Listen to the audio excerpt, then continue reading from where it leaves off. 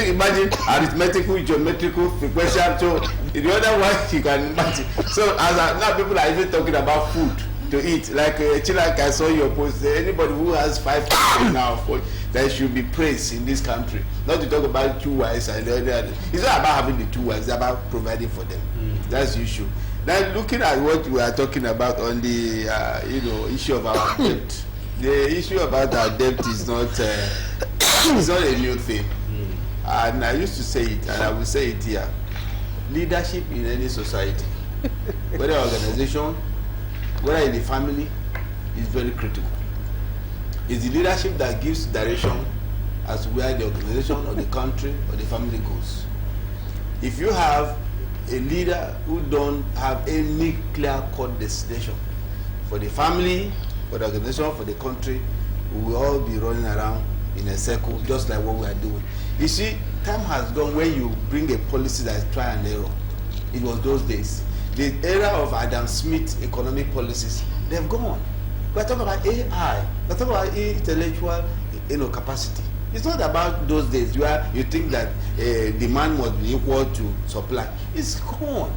Because as of today, it's not about that. Because people can always manufacture things to the extent that it will be more than what the supply is. But then, the quantity or the quality of that was supplied will still be on high demand.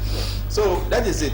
You know, when you talk about the $400 million that the 400 was especially disbursed to people, especially to the prayer alert system of the senators, as their prayer token. So we know, and not only that, 70 billion was given to them, 35 to what? To judiciary. And I asked myself, on what basis? Is it that these people are not getting their salary? Is it not that they are not getting whatever? What are this money that they are bulkly given to them for? How many of them? They are not more than 1 million, let me put it that way. And they're giving them 105 billion. For what? And meanwhile, your country is going down. There's no electricity. There's no road. Everybody is suffering in terms of hunger and poverty. And you were able to dole out 70 billion to few individuals. And that individuals are the same people taking 160 million SUV. And we don't even know what else is going on. Because they are going to take housing. They are going to take, because they are new, they are going to take furniture and everything. When you accumulate this thing, you see that even the World Bank that is given, I think that World Bank is even, I don't think they are even, they're even helping us. Because I know World Bank, in one of their clauses, before they will give you a loan, they appraise what you've used the loans they've given you for. Are they not appraising Nigerian loan? Because there's a clause there. They don't just give you loan. They must appraise the projects. And where the project didn't meet up to what they expect, they don't give you loan. But why is it that they're chalking us out on every day, giving us loan? These are the issues. So there's a conspiracy theory that which I'm even saying, and that's why I'm always not happy when people think that it's only people that are in Harvard or Ivy universities that can mend this country. No, because there are things that, like I used to tell my colleagues, that look, there are things here in the environment that you cannot get from Harvard. You cannot get from any Ivy university, because they are talking about the policy statement within a territorial environmental a place, which is different from here. African leaders would never resign. But do you know that in certain climate overseas or Europe, just simple sex or whatever, the leader will resign. But here you will accuse somebody of embezzling money, doing all kind of criminal activities, the person still stay. And they are staying because, one, the citizens are very happy about it. There are people that will support him. The kinsmen will say it's our turn. The religious group will say yes, it's our own people. So the whole scenario is what is happening. Because our leaders will understand one thing. And let me say it. Our leaders understand they are the leaders, they are masters and they are lords. And they understand that our citizens are their subjects. And because the citizens are docile, who cannot confront their oppressors, they keep oppressing us, knowing that there's nothing we can do. Doctor, and that's exactly what is happening today. Doctor, please, can I take it a little bit? Go ahead. You see, Doctor, that's why a lot of us, you, myself, Prince, which we are doing on our different platforms, educating the public. Yeah. You see, politicians cares for the next election, Yeah. but a leader cares for prosperity. That's why you see a politician will say, I'm sponsoring marriage. That's why I see a politician will say, I'm giving you peanuts. No peanuts. Until our people begin to see. Listen, I'm from Delta. My mom is from Anambra State. I'm married to a Yoruba woman. And I keep telling my generation and our children coming that it is not about where I come from. No. It is not about my town, Kwale. It is about Nigeria. And when all of us need to see these things, these leaders will sit up. Yeah. Because you set it up. They know they play on our tribe. Yeah. They play on our religion. They play on our emotions. And we are grabbing it. Yeah. For example, I asked myself, Obasanjo was a president of this country for 8 years. Buhari, 8 years. Jonathan, 6 years. But today, I mean, what's his name again? Ahmed. He's going for another 4 years now. The truth of the matter is that it's not about individual. No. So Nigerians, we need to open our eyes. Let's tell our leaders the truth. And the moment we begin to agree, it's not about Yoruba, it's not about Igbo, it's not about Hausa. This country, Omato, like we say it in Yoruba, it go better. Interesting. Yeah. Wonderfully said. Boss, you need to smell the coffee to understand what's going on. I know. It's not about the people. No, you get No. It's not about the people. It's about what I call imposed poverty. No, wait, I want to know, let's take it from where Dr. said. No, hold on. We have Labour Party now. Yeah. We have PDP. We have APC. We have NNP. Now, all those guys that just came in now from LP, for NNP or PDP, have they said no to? No. To, all the legends. No! That's why Cleric is coming now. You see, it's like I'm gonna go from the religious side now. No matter how bad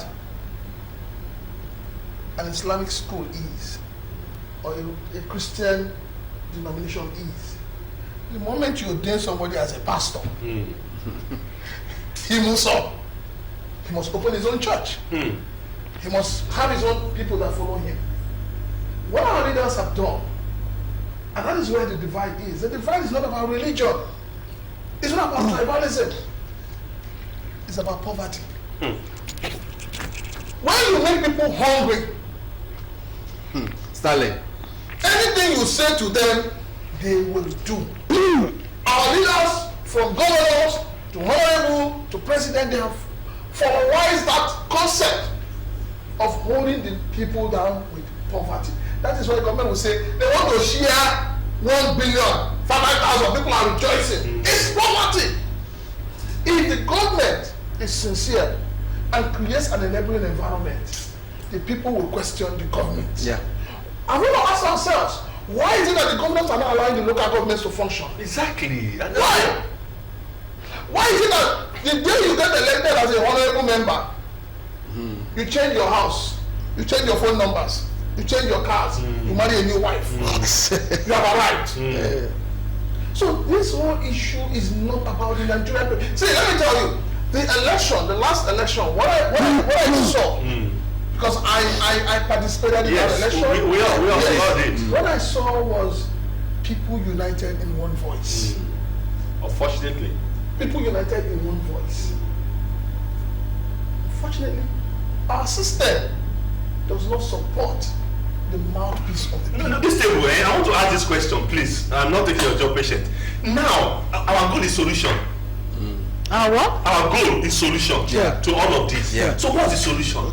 No, the solution. The first solution. Quickly, sir. The first solution is that we need to have a system that works, irrespective of who Mr. President is, who the governor is. Okay, that's the solution. Okay, in terms of election, we need to go back to the drawing board. You cannot have a law that says for you to be a president of a country that people are educated, all you need is to test school SAT. That needs to be changed. Yeah. We need to have a law that says INEC should have the right to scrutinize your document and disqualify you. Don't forget, the people are still poor. There's still poverty. The people are starving. So how do we achieve that? Quickly in 1 minute. We've not recognized our problem. We have not. You see, So it's not poverty. Problem before you solve it. We have not recognized it. And those who recognize our problem are the leaders. And they cannot solve it, because if they solve that problem, it means their own problem. Okay. So that My own suggestion now. Yes, My own, please. I think our constitution needs to be reviewed. We need to review. Yeah, so that is the people who are supposed to. No. They know the problem. Yes, that if you want to serve, no, you just serve on this peanut. We put that peanut there. Make office unattractive. Unattractive. Okay. All right. Just it. Thank you, everyone. But still, on this issue of making a law to compel, by the way means to force, by force, make civilians, civil servants who are at level 12 and above to marry more than one wife. Those who are in support say yay. Those who are not in support say no.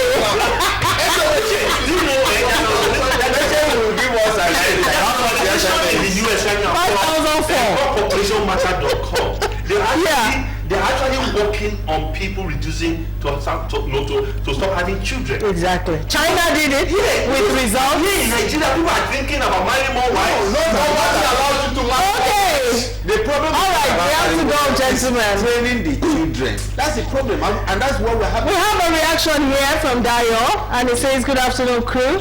This palliatives formula by this government is a lazy approach to solve the problems they have put Nigerians into, a situation where we need security, refineries, agriculture, good roads, industries and education, etc. They are sharing billions for palliatives, 100 millions for SUVs, while they turn Nigerians to almajiris, beggars and refugees. It's a shame." Thank you, Dayo, for your contribution. Yesterday, I quoted the late Mahatma Gandhi of India. Let me quote him again. And he says, "Some people are so hungry that God cannot appear to them except only in the form of bread." Food for thought as we battle poverty, starvation.